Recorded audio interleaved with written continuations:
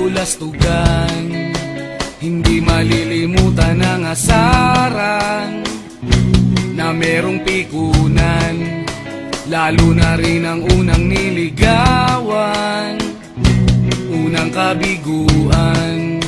At dyan nasiseryoso ang usapan, ang pagdadamayan ng tunay at tapat na kaibigan. Kung mga buwan,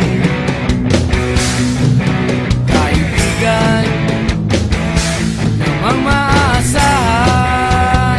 Oh, di na tayo pabata, edad may di nahahalata.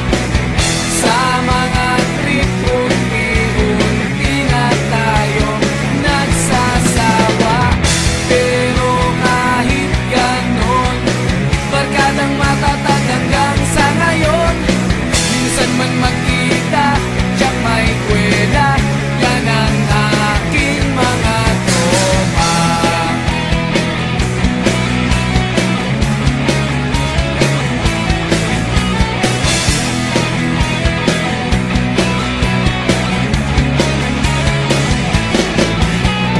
Inuman na pang magdamagan, minsan inaabot pa ng ayaan, na kung saan-saan, na para bang walang kinabukasan at kahantungan.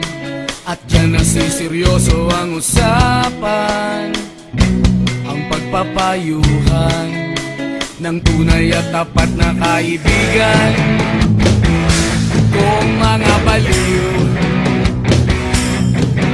kaibigan namang